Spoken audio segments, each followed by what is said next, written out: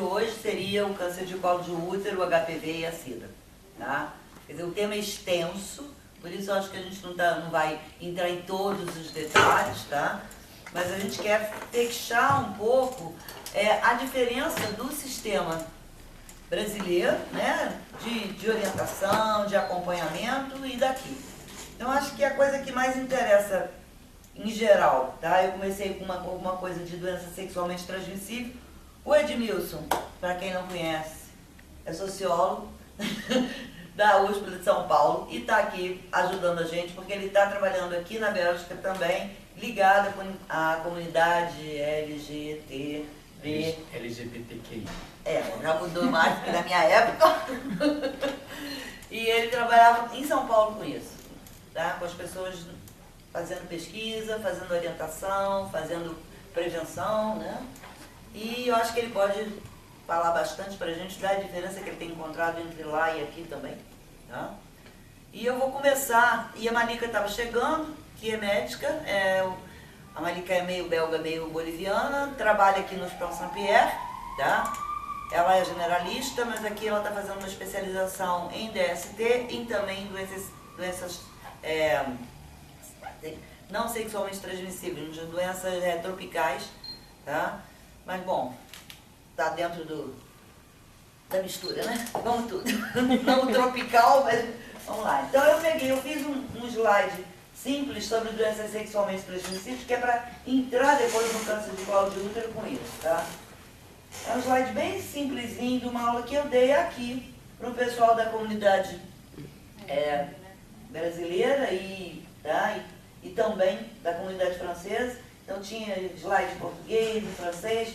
E aí eu fiz uma geral, né? A micose, que é o mais simples, que todo mundo conhece, tá? Que não obrigatoriamente é por contato, aqueles sintomas comuns de pruridos genitais, está faltando um I aqui. Secreção, o tratamento é oral e sistêmico, a prevenção, evitar agressões locais e o preservativo, uma das maneiras de prevenir, entre aspas. Tá? Desculpa, sistêmico é o quê? Oi? Sistêmico é? Peraí. Oral e sistêmico? Oral e sistêmico. O sistêmico é que pode ser local, tá? É que a gente pode fazer também local, tá? Okay. Aí, bom. Os parasitas, que o mais comum é o tricomonas vaginal uretral, tá? Que dá uma coisa mais evidente, uma secreção mais amarelada, mais forte, mais ardência, a transmissão normalmente sexual, prevenção preservativo também, tratamento oral do casal, tá? Aí tem uma veticulose aqui embaixo, pequenininho, um chatinho, como a gente chama no Brasil, tá? Os pruridos locais e pubianos, que também hoje está enquadrado numa infecção por parasita sexualmente transmissível, mas que não é unicamente por via sexual. Das bactérias, a gente tem a sífilis, a gonorreia, tá? A blenorragia, tá? Tem uma lesão genital com uma úlcera indolor e fugaz que some e desaparece. E depois vão aparecer, no segundo tempo, umas manchinhas vermelhas na pele, que podem ser nas mãos, nos pés, que não coçam, tá? Na blenorragia ou na gonorreia, a secreção amarelada esverdeada, uma ardência, a transmissão normalmente sexual também, e a prevenção também, preservativo e o tratamento de todas antibióticos. A clamídia é uma outra infecção muito comum, e eu botei ela aqui também porque é muito importante em relação ao HPV, que é muito comum a associação do HPV com a clamídia, Trachomatis, tá? Tratamento também antibiótico, essa já tem uma complicação maior de esterilidade, uma elefantise, tá? Infecção de próstata, ela pode dar complicações mais graves locais, enquanto que a sífilis gerais a longo prazo, tá? E a gonorreia local também. Também a mesma complicação. E o HPV, que é onde eu queria chegar para chegar lá no câncer depois. Tá? Aparentemente, a única coisa que se vê às vezes são as verrugas genitais quando elas existem, tá? Herpes genital, que é mais exagerado, da lesão, da bolha, dói, isso é mais visível porque as pessoas sentem dor, esse é menos visível, porque nem sempre aparece a verruga e nem sempre existe dor, tá? A prevenção também, a abstinência, o condom e a vacina, que é onde a gente vai chegar lá, tá? Tratamento sintomático contra o vírus, entre aspas, e a complicação é o câncer de colo de útero, no caso do HPV. E aí eu vou chegar lá nele. Entre elas, eles têm também outras doenças causadas por vírus, hepatite B e C, tá? Que a transmissão é sexual e sanguínea, que também tem prevenção com vacina na B, na C não tem, tá? E algumas complicações mais graves a longo prazo, como hepatite, cirrose, câncer de fígado, hepatite aguda, coma hepático, morte, complica muito mais grave no caso das hepatites, e hoje você já tem o tratamento tanto para B como para C, aqui na Bélgica. Então, a grande solução da coisa é o sexo seguro, e aí a gente botou as camisinhas de cada um para ficar mais engraçadinho, tá?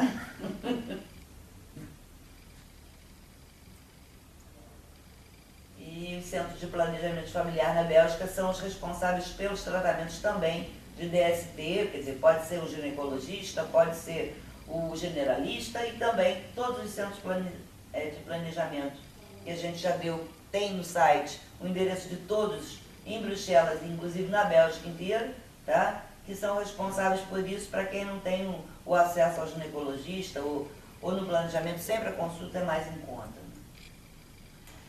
Bom, é isso aqui. Então, vou passar para onde a gente queria chegar, tá? Eu acho que eu vou passar para a Cida direto, né, Ângela? Né? Aí, já que você está aqui, ela não está. Vamos lá. Aí eu fiz alguma coisa sobre Cida, da parte médica, tá? Também bem simplesinhos, a prevenção, tá? Este é o vírus. Olha como ele é bonitinho, tá? É uma doença infecciosa devastadora que pode levar o paciente à morte, nem sempre, mas hoje em dia já tem mais condição de se controlar, tá? Mas isso não quer dizer que as pessoas não possam morrer.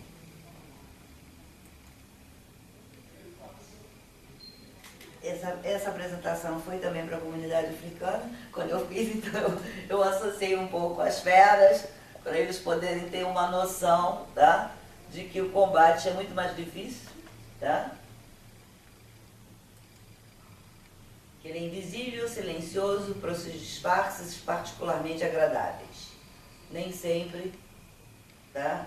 Se sabe quem é quem tem, quem não tem. Então, é sempre a coisa da primeira vista, não tem nenhum tipo de... No Brasil, a gente não usa mais a coisa do grupo de risco, né? Acho que a Renata, que é médica aqui também, que está aqui vendo. Né? Quase. Tá? A gente não tem essa coisa do grupo de risco no Brasil, e eu tenho ouvido aqui constantemente as pessoas falarem em grupo de risco. E a gente já saiu um pouco dessa fase. A gente acha que qualquer pessoa está dentro do grupo de risco. Mulher, homem, tá? Branco, preto, velho. Tá? Por isso que eu fiz um slide assim, bem variado, justamente para não estigmatizar que só um tipo, determinado grupo pode transmitir. Tá? No Brasil a gente diz comportamento de risco. É. Comportamentismo? Comportamento de risco. Exatamente. Então tem aí... Eu vi uma reportagem agora recentemente que está aumentando o número de mulheres heterossexuais em relações estáveis contaminadas. E de idosos. E de idosos. Tem um trabalho interessante sobre idosos em Portugal, então tem um trabalho bem interessante. O último que eu li foi de lá. Era um trabalho sobre idosos com mais de 60 anos, tá? Que as pessoas não caem... eu acho perigoso essa coisa do grupo de risco, tá? O comportamento de risco é uma coisa. Agora, o grupo de risco é muito perigoso, principalmente no Brasil. Acho que se parou de falar isso porque as pessoas achavam que aquela namorada que ele conheceu aquela menina que ele conheceu na festa, tá? E que é amiga da amiga dele, não tinha a menor possibilidade de passar nada para ele, tá?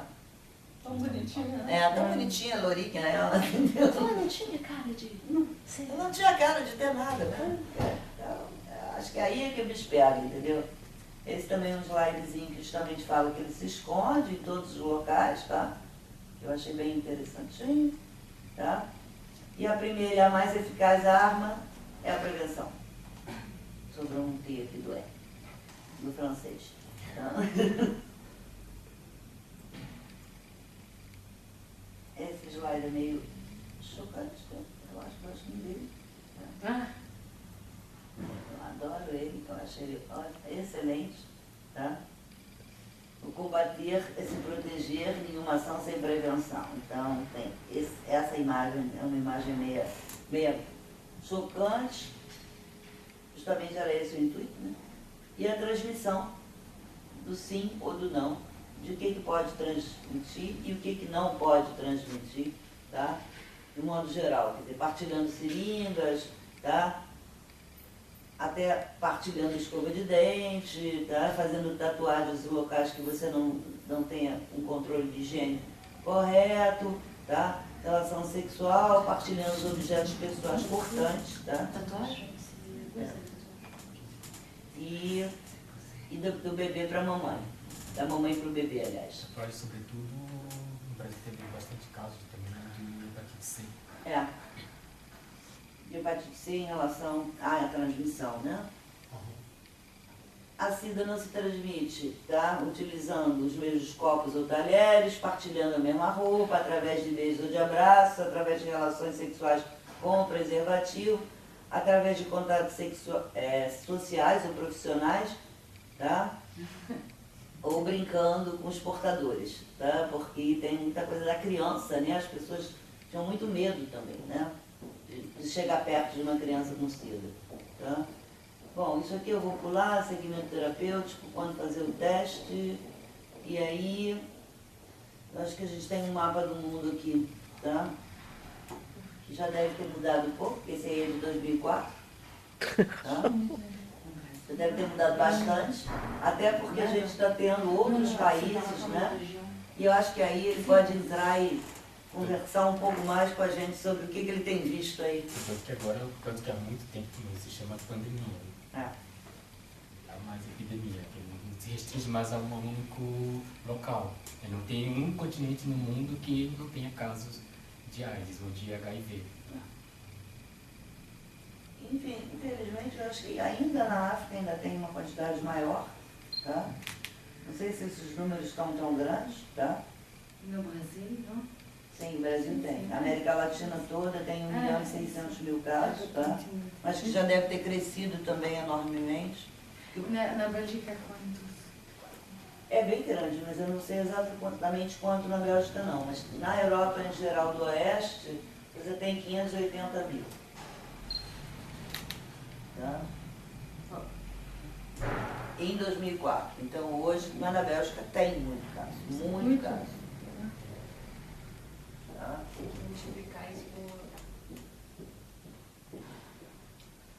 Teve recentemente na França o caso do homem que foi acusado de ter infectado por pelo menos umas 3 outras mulheres. Ele sabia que tinha Intencionalmente. o AIDS e ele transou com outras mulheres sem proteção e sem avisar. E eu acho que 2 foram infectadas e uma ainda está esperando para ver o resultado. Aí ele foi. É assim. É. Bom, em termos de prevenção, eu acho que a maior prevenção ainda é a camisinha, mas existem já alguns trabalhos, inclusive aqui, de quimioprofilaxia.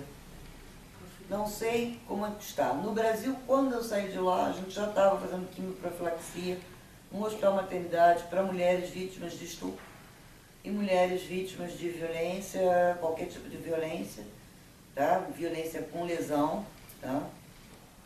Quer dizer, porque eu trabalhava na maternidade, então a gente recebia mais mulheres, tá? A gente não recebia os homens, tá? Eram encaminhados para outros lugares. Mas toda pessoa que chegasse lá e que tivesse um contato, tá? Tivesse tido um contato, ou à base de violência, ou de que ela não soubesse de onde era o contato, ou que ela tivesse tido contato com alguém contaminado especificamente, a gente fazia quimioprofilaxia. A gente fazia os exames e fazia a medicação.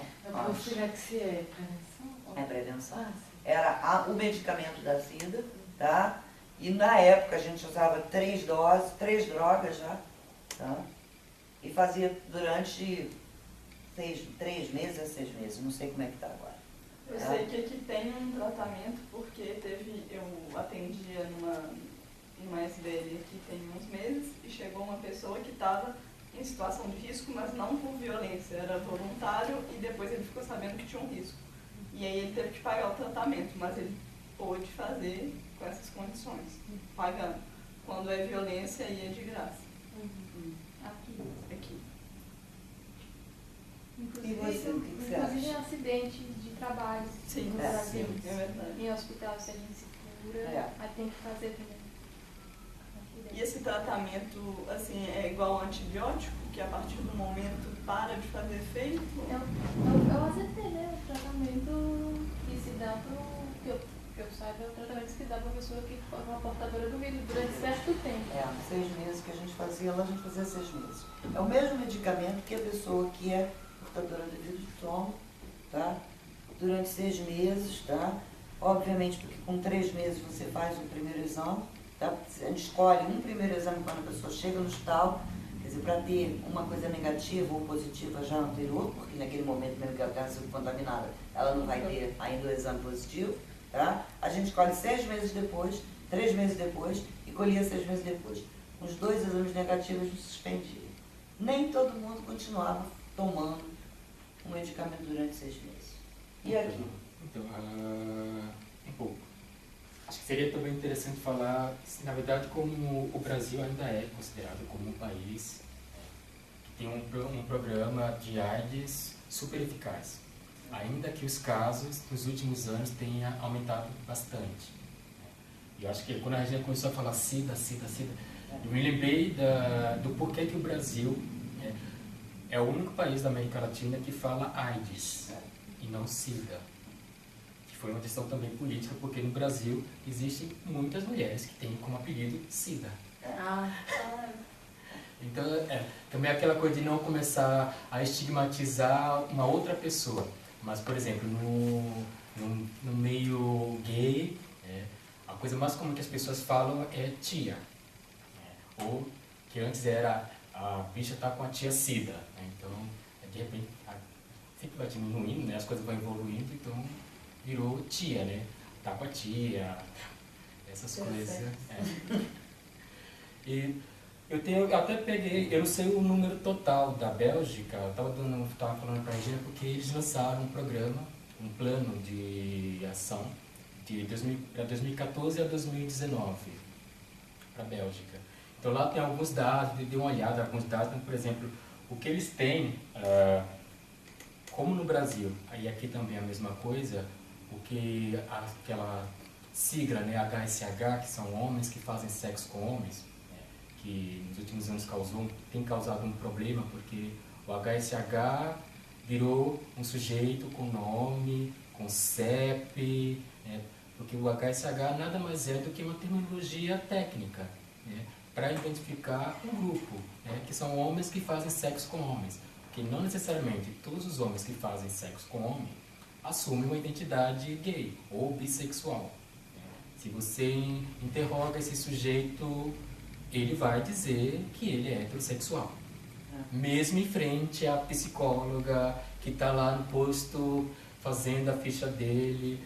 Qual é a sua orientação? Eu sou heterossexual. Aí você precisa fazer uma investigação mais profunda para saber que esse cara também tem relações sexuais com outros homens. Então isso é mais uma sigla técnica, né? Para dizer, olha, existe um grupo de homens que fazem sexo com homem, como tem mulheres que fazem sexo com mulher, e isso não está vinculado à identidade sexual deles. Eu posso me assumir gay, eu posso me assumir bissexual, ou seja, isso é um outro fator.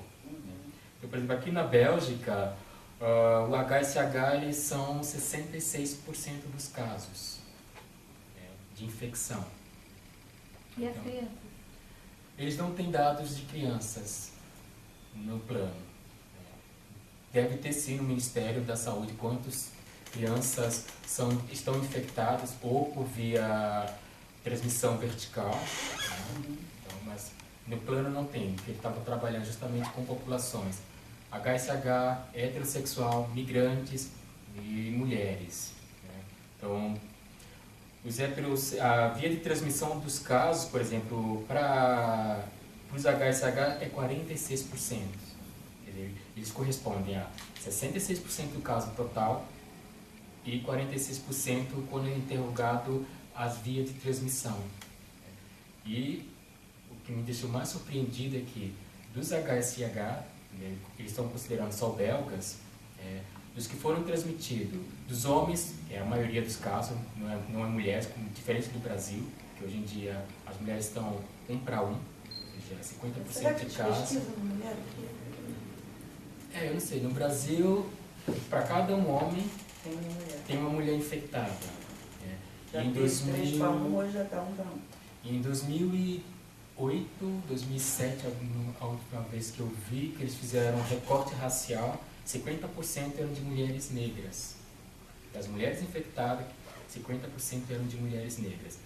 Na faixa etária de 35 a 50 anos. Ou seja, é justamente esse perfil de mulheres casadas com um único parceiro ou casadas já há muito tempo.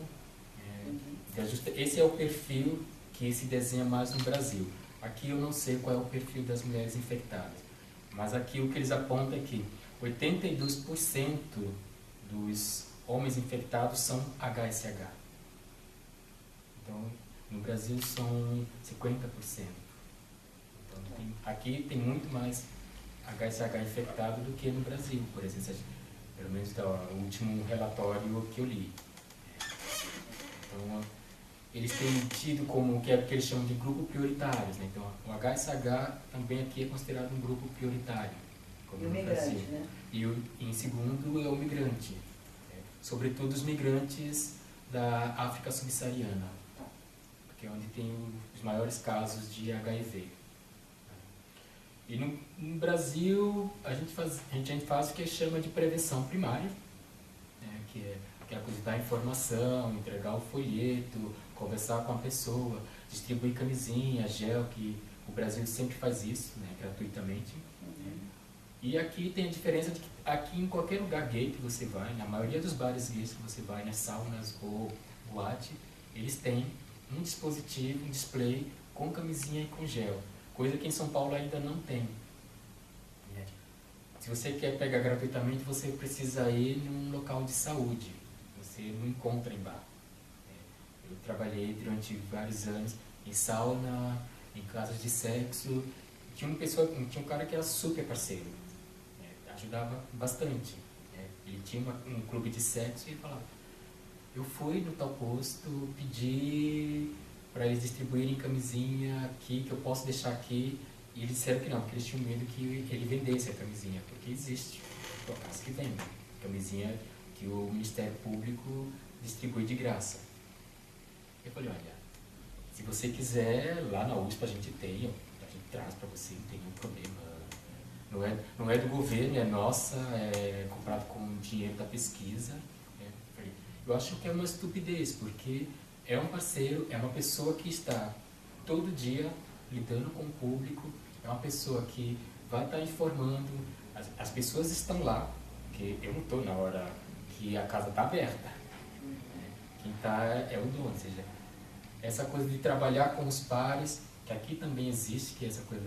O gay vai trabalhar com o gay, a travesti vai trabalhar com a travesti, o usuário de droga vai trabalhar com o usuário de droga, porque é a referência. Eles conhecem os códigos, eles conhecem os locais, eles conhecem, né, qual é a dinâmica local. Então, essa prevenção ela tem tido uma resposta muito boa. E o Brasil foi também um dos primeiros países a adotar, né, essa coisa da política da prevenção por pares.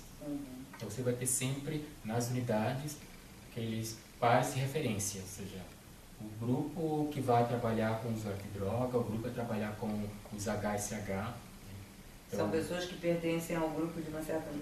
que têm conhecimento do grupo, né? O que pertence ao grupo. O problema disso é que depois de algum tempo, esses pares viraram técnicos. Então se distanciaram, na minha leitura, né? Essa é uma leitura que eu fiz, né? Que depois de um tempo essa pessoa deixou de ser um par, ele virou um técnico. Ele passa a olhar o outro como se ele tem mais informações, né? E alguma vez ele tem, né? E o diálogo fica muito mais distante, a pessoa olha para ele como um técnico, não olha como um par.